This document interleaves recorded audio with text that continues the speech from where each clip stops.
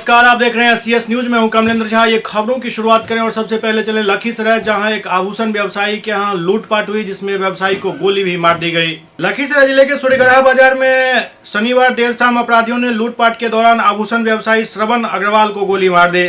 घायल व्यवसायी को PHC में प्राथमिक उपचार के बाद बेहतर इलाज के लिए रेफर कर दिया गया। सूर्यगढ़ा बाजार के बड़े व्यवसायी हैं श्रवण अग्रवाल। इनके कई प्रतिष्ठान सूर्यगढ़ा में है। घटना उस वक्त हुई जब अपने आभूषण दुकान पर वो बैठे थे। हथियार से लैस अपराधी आए और लूट में विफल होने पर उनके जांघ में गोली मार दी। कुछ दिन पहले भी इनके दुकान में सोने की चेन की चोरी की गई थी। फिलहाल पुलिस मामले की जांच में जुट गई है। लखीसराय चैम्बर ऑफ कॉमर्स ने सूर्यगढ़ा बाजार को बंद करवा कर पुलिस प्रशासन से अपराधियों की जल्द गिरफ्तारी की मांग की है।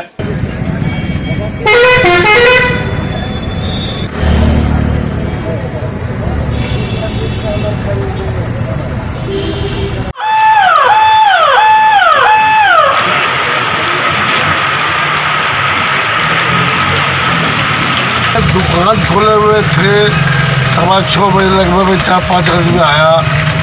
पकड़ में आया तो दुकान वाला की चैन दे दे। हमको उसी तरह शंका होगा कि दो सारा गड़बड़ है।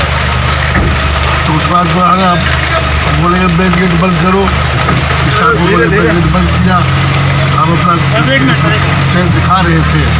अब चैन दिखाने पर तिजोरी का तिजोरी पर लग गए, निकाल दिया। लखीसराय में एक व्यक्ति की दुर्घटना के दौरान मौत हो गई, लेकिन परिजनों ने हत्या का आरोप लगाया है। लखीसराय जिले के क्यूल बिछवे मुख्य मार्ग पर रेलवे पुल के नजदीक एक युवक का शव तथा एक क्षतिग्रस्त टेम्पो बरामद की गई। क्यूल थाना प्रभारी धीरज कुमार के अनुसार घटना देर रात की है। घटना की जानकारी प्राप्त होते ही मौके पर पुलिस पहुंची और शव को कब्जे में लेकर पोस्टमार्टम के लिए भेज दिया और अनुसंधान में जुट गई। सुबह शव की पहचान के लिए क्यूल थाना लाया गया, जहां मृतक के परिजन ने शव की पहचान दिलीप पासवान लखीसराय पंजाबी मोहल्ला निवासी के रूप में की। मृतक के परिजन मुकेश कुमार पासवान ने सड़क दुर्घटना से साफ इनकार करते हुए कहा कि यह दुर्घटना नहीं बल्कि साजिश के तहत जमीनी विवाद को लेकर की गई हत्या है। इस संबंध में मृतक दिलीप पासवान के पुत्र करण कुमार ने क्यूल थाना अध्यक्ष को लिखित आवेदन देकर मामला दर्ज करवाया है।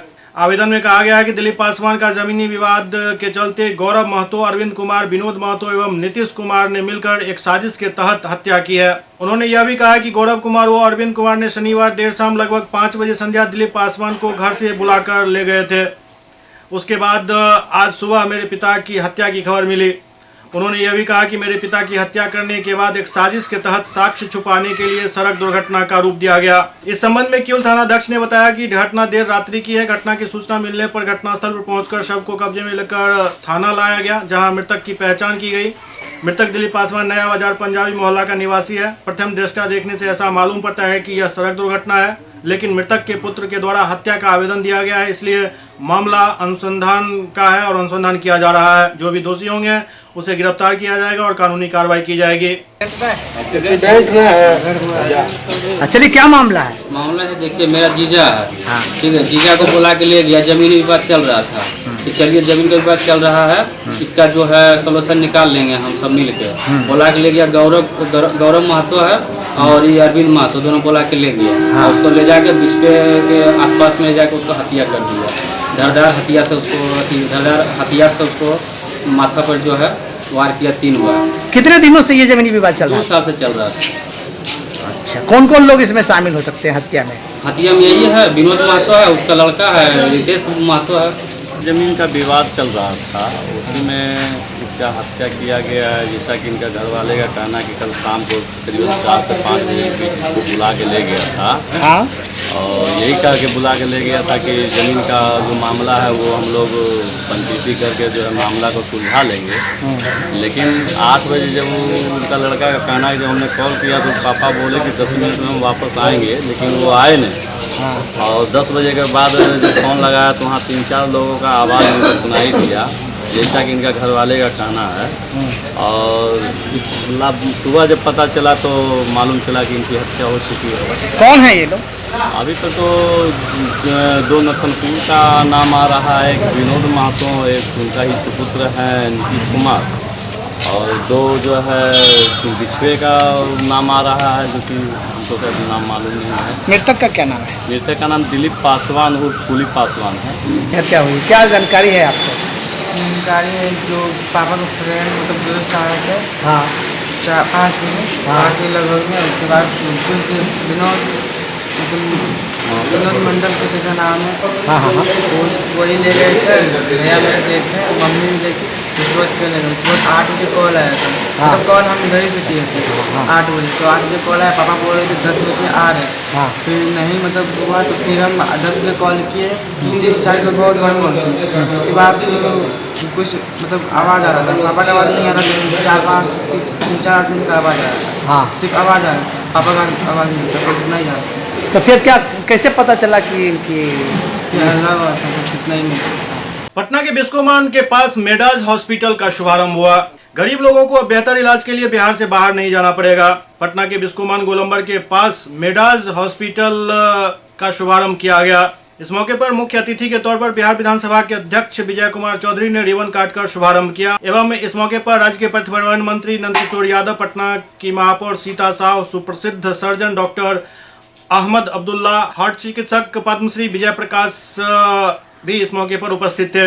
इस अवसर पर विधानसभा अध्यक्ष विजय कुमार चौधरी ने बिहार में स्नायु रोग संबंधित चिकित्सा क्षेत्र का मेडाज हॉस्पिटल, एम्स न्यू दिल्ली, SGPAI लखनऊ के योग्य एवं अनुभवी पूर्व बड़े चिकित्सकों द्वारा सेवा वहन योग्य खर्च उपलब्ध कराएंगे तथा हॉस्पिटल के प्रबंध निदेशक डॉक्टर Z आजाद इस महान कार्य के लिए सराहना के पात्र हैं।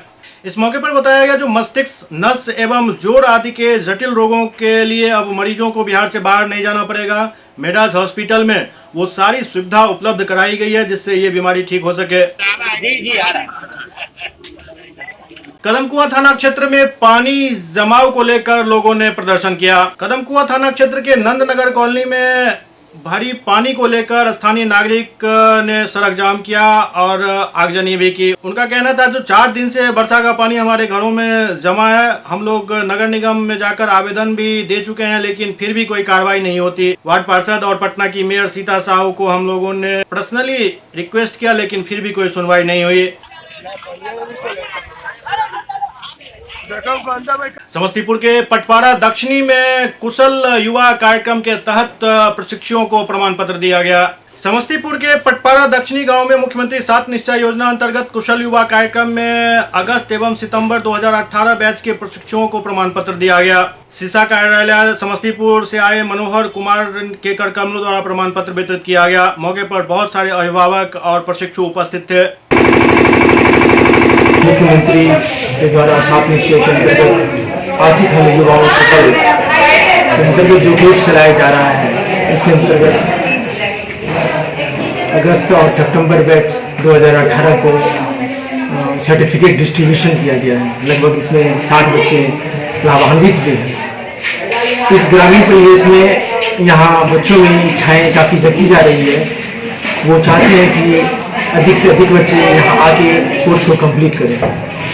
ये 3 महीने का वेतन दिया जा रहा है मुख्यमंत्री के द्वारा, वो बहुत ही उपयोगी माना जा रहा है उन लोगों के लिए। पश्चिम चंपारण में सड़क दुर्घटना में एक दंत चिकित्सक की मौत हो गई। पश्चिम चंपारण के मुफस्सिल थाना के पिपरा चौक के समीप बेरिया प्रखंड प्रमुख व नरकटियागंज के डॉक्टर की 4 पहिया गाड़ी आमने सामने टकरा गई जिसमें डॉक्टर तबरेज की घटनास्थल पर ही मौत हो गई जबकि प्रमुख का बेटा जीवन और मौत से जूझ रहा है। उसको अच्छी इलाज के लिए MJK अस्पताल से चिकित्सकों ने पटना रेफर कर दिया। इसकी पुष्टि करते हुए मुफस्सिल थाना अध्यक्ष अशोक कुमार ने बताया कि शव का पोस्टमार्टम कराकर सब परिजनों को सौंप दिया गया है और आगे की कार्रवाई की जा रही है। आज सुबह में RL इंटरनेशनल पिपरा से जस्ट थोड़ा सा आगे दुर्घटनाग्रस्त हो गया जिसमें डॉक्टर तबरेज आलम का घटनास्थल पर ही मृत्यु हो गई है और 5 अन्य घायल हैं। डॉक्टर तबरेज आलम का पोस्टमार्टम कराने के बाद सब उनके परिजनों को सौंपा गया है तथा अग्रिम कार्रवाई की जा रही है। बिहार के सूचना एवं जनसंपर्क मंत्री नीरज कुमार ने लखीसराय अतिथिशाला में कार्यकर्ताओं के साथ एक बैठक की। बिहार के सूचना एवं जनसंपर्क विभाग के मंत्री नीरज कुमार लखीसराय अतिथि गृह में पहुंचकर स्थानीय जदयू कार्यकर्ताओं के साथ बैठक की।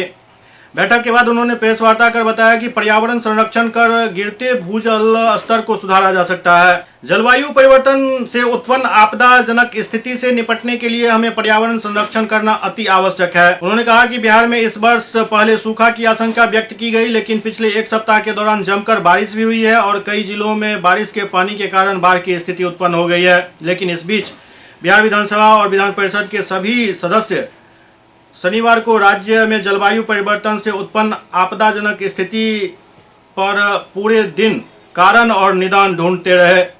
हाल के वर्षों में यह पहला मौका था जब किसी एक मुद्दे पर बिहार विधानमंडल के सदस्य एक साथ सामने आए। मुख्यमंत्री नीतीश कुमार ने खासकर सत्र के दौरान इस असाधारण बैठक की पहल कर स्थिति की गंभीरता के बारे में सबको आगाह किया। मुख्यमंत्री ने पर्यावरण के प्रति सबको सजग रहने की अपील करते हुए कहा कि आज कई बीमारियों का कारण जलवायु परिवर्तन है। उन्होंने कहा कि प्रकृति से छेड़छाड़ के बाद प्रकृति हिसाब लेती है। उन्होंने कहा कि जलवायु परिवर्तन के कारण ही बाढ़ और सूखे की समस्या बढ़ गई है। नीतीश ने बिहार में हरित क्षेत्र बढ़ाने का दावा करते हुए कहा कि अभी बड़ी संख्या में पौधे लगाने की जरूरत है। उन्होंने लोगों को चेतावनी देते हुए कहा कि हम अब नहीं चेते तो फिर हाथ मलते रह जाएंगे। वहीं सदस्यों ने अपने अपने इलाके से संबंधित सुझाव भी दिए। बिहार ने स्थिति की गंभीरता को देखते हुए विचार विमर्श की ये पहल की है, लेकिन अब देखना यह है कि जमीन पर इन सुझावों को कब और कितनी सजगता से लागू किया जाता है। बिहार जूझ रहा है तो और ऐसी स्थिति में जलवायु परिवर्तन से फसल चक्र में परिवर्तन आया है, तो सामाजिक सरोकार के रूप में इसको सरकार ही केवल नहीं, विधानमंडल के सदस्य केवल नहीं, आम जन इसको सर्वग्राही कर ले और जल का क्षय ये एक महत्वपूर्ण चुनौती है। साथ ही साथ जो ऊर्जा हर घर बिजली मिली है उसका कैसे बचत हो, तो व्यक्ति खुद अपने आप को नियंत्रित करेगा तो निश्चित पर्यावरण नियंत्रित होगा। झंझारपुर अनुमंडल में 3 जगहों पर बांध टूट गया। नरुआर, गोपालखा और रखवाड़ी गांव की हालत काफी खराब है। सैकड़ों लोग फंसे हुए हैं जिनको रेस्क्यू कर निकाला जा रहा है। फूस के घर के छतों पर लोग चढ़कर मदद की गुहार लगा रहे हैं। आक्रोश में लोगों ने NH57 जाम कर दिया। कमला नदी के रौद्र रूप ने झंझारपुर अनुमंडल वासियों को दहशत में डाल दिया है। झंझारपुर अनुमंडल के 3 जगहों पर बांध टूटा, जिसमें पूर्वी तटबंध में अंधराठाड़ी प्रखंड के रखवाड़ी गांव के समीप तथा झंझारपुर प्रखंड के कमला पश्चिमी तटबंध के नरुआर और गोपालखा गांव के समीप बांध टूट गया। बांध टूटते ही इन गांवों में अफरा तफरी मच गई। रात का समय होने के कारण कई परिवार घरों से ही नहीं निकल पाए और पानी ने चारों तरफ से घेर लिया। प्रशासन ने NDRF और SDRF की सहायता से रेस्क्यू अभियान चलाना शुरू कर दिया है। रखवाड़ी में SDM अंशुल अग्रवाल पहुंचे, मगर बाढ़ से घिरे रहने के कारण लोग घर से बाहर नहीं आ सके। कई लोगों ने आने से इनकार कर दिया। इधर नरुआर में फंसे लोगों को DM ने SDRF के सहयोग से बाहर निकाला। DM शीर्षद कपिल अशोक स्वयं 5 बार गए। ADM दुर्गानंद झा भी रेस्क्यू में DM के जाने के बाद शामिल हुए। SP सत्यप्रकाश, DSP अमित शरण, SDO अंशुल अग्रवाल गोपालखा में रेस्क्यू की शुरुआत की, जो देर शाम तक जारी रहा। दूसरी तरफ NH57 से सटे नवटोलिया गांव में 3 दर्जन लोग बाढ़ से गिर गए। सुबह सुबह फूस के घरों पर चढ़कर महिला पुरुष लगातार मदद की गुहार लगा रहे थे। BSNL बंद रहने के कारण किसी प्रशासनिक अधिकारी से संपर्क भी नहीं हो पा रहा था। फलतः लोग आक्रोश में आकर NH57 जाम कर दिया। मीडिया की पहल पर SDRF से संपर्क कर मदद की गुहार लगाई गई। घटना पर पहुंचे SDO और CO को आक्रोश का सामना करना पड़ा। पहले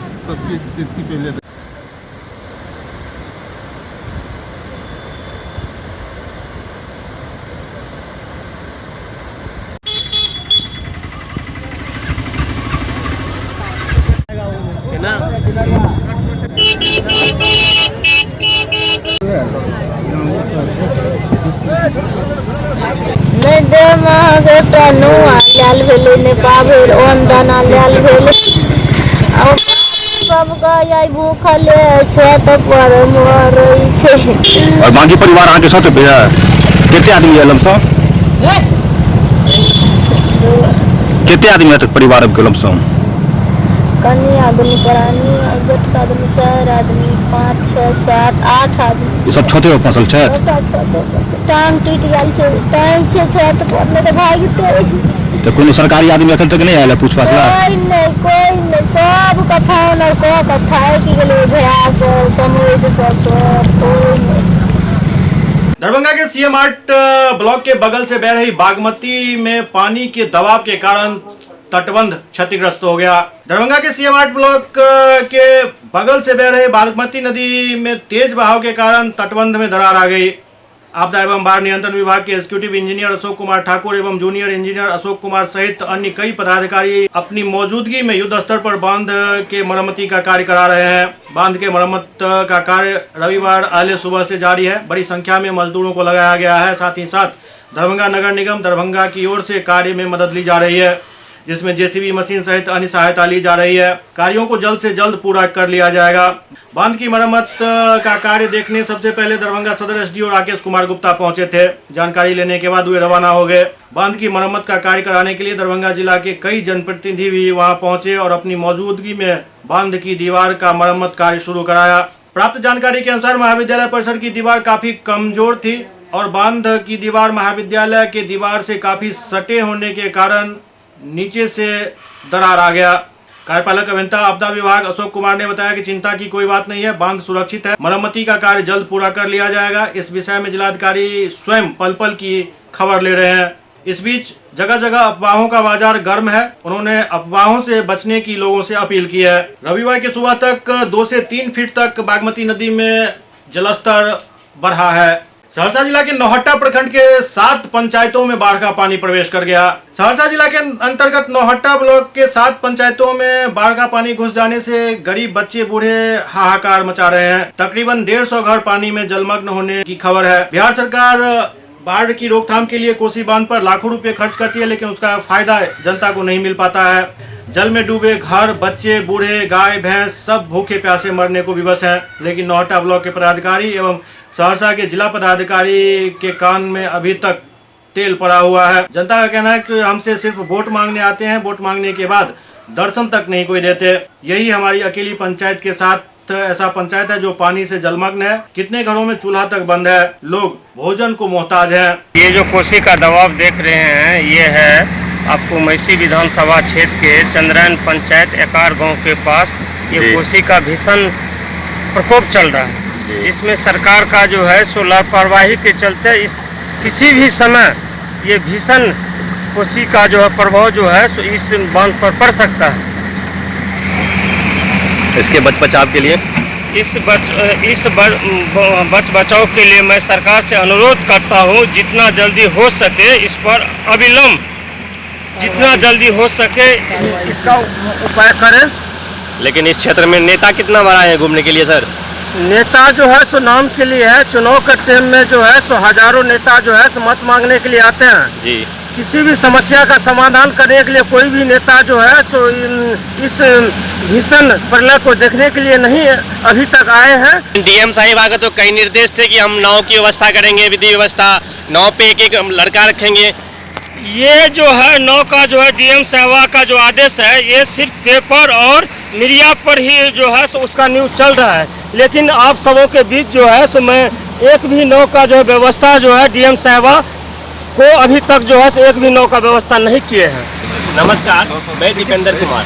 आप देख रहे हैं कोसी बांध की जो स्थिति है, अभी यहाँ इतनी समस्या बढ़ी हुई है। यहाँ जनता को खाने के लिए, पानी के लिए कुछ भी यहाँ पे मोहताज है। यहाँ के जो जनता है, जो नेता जनप्रतिनिधि है, यहाँ तक इनकी समस्या देखने के लिए, सुनने के लिए अभी तक कोई भी नहीं आए हैं। हमारे सामने मौजूद है अब्दुल कलाम जी। आइए अब्दुल कलाम जी से हम बात करते हैं। सर, यहाँ की जो समस्या है आप बताएं हमारे बुरा हाल यहाँ का, कोई पदाधिकारी यहाँ देखने के लिए नहीं आ रहा है जी। बहुत स्थिति खराब है जी। लोग घर से बेघर हो रहा है, कोई देखने के लिए नहीं आ रहा। अभी 5 मिनट से ज़्यादा हाल चल रहा है यहाँ। देखा जाए क्या हाल, पदाधिकारी को देखना चाहिए होगा कानून के लेके जी। क्या समस्या है, क्या समस्या हो रहा है? बहुत गंभीर समस्या है। यहाँ कोसी का तटबंध बांध के नजदीक फंस गया है। पदाधिकारी कोई नेतागण नहीं पहुँचता है, अभी तक भी नहीं यहाँ पहुँच सका है। ये बहुत भारी समस्या। सब जो कोसी से भीतर डूबा हुआ है, पानी में बेघर पड़ा हुआ। लगभग कितना घर है जो बेघर हो गया, पानी में विलीन हो गया? तो ऐसा पंचायत है जो बहुत बेघर पानी में डूब बढ़ रहा है, बहुत चीज हो रहा है, गुजर रहा है, बहुत ही विकराल स्थिति बना हुआ है।